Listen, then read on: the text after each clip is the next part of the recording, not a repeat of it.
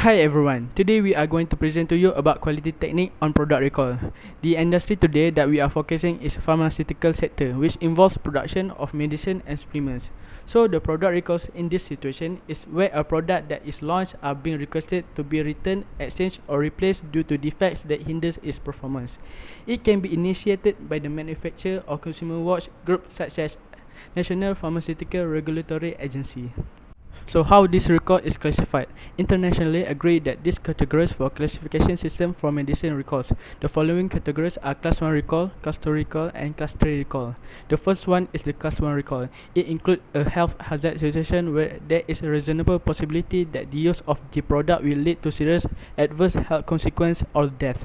Next, class 2 recall includes a potential health hazard situation where there is a remote possibility of adverse health consequence from the use of the drug product. Last, class 2 recall includes a situation where the use of the drug product is not likely to cause adverse health outcome. So we have studied 5 different articles to conduct this investigation on product recalls. From these 5 articles, the 2 articles talking about the procedure on drug recalls, other 2 of these articles talk about the suggestion for improving the management and manufacturing process to reduce drug recalls. And final articles talking about the statistic control, which helps improve product quality in pharmaceutical industries. Product recall can be a complicated process. Therefore, having a track where is the product being distributed is crucial. United States Food and Drug Administration has a recall enterprise system to communicate effectively between all officers and headquarters when a product recall occurs. Clinical engineers also developed a computerized management system which focuses on managing clinical records and pharmaceutical records.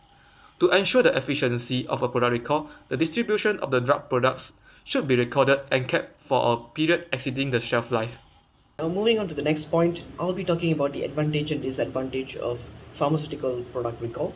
The first is to reduce serious health risk among the consumer, as the consumption of problematic drugs it is injurious to health. Next, the manufacturers only produces such qualities products which are followed all the safety regulatories which are set by the body of the government. Now, the disadvantage of pharmaceutical drug recall, it can cause a serious financial problem to the manufacturers as they have to release a new batch products, and this could greatly affect their market's prestige. Are insufficient database and documentations for pharmaceutical manufacturing, especially the distribution phase. There's lack of experimental study that is related to quality improvement, so their practicality is quite questionable. This is because most of the manufacturing company does not follow good manufacturing practice. Also, Six Sigma is often implemented in other industry, however, it is rarely implemented in pharmaceutical industry. To prevent product recall, strict quality control measures should be implemented during development and manufacturing. Control measures such as performing management-based and performance-based regulations by government bodies can help to maintain product quality. Statistical process controls such as IMR control chart and Laney U-prime control chart can also be used as a tool to ensure the product produced does not exceed the upper and lower limit of the charts. This will ensure the consistency of the quality of the product produced. Having a proper risk management program can also assist in anticipating the reasons of a product recall to prevent product recall. This can be achieved by identifying possible quality risks, using cause and effect diagrams, calculation of risk priority number, selection of suitable acceptance level, and suggesting corrective and preventive actions.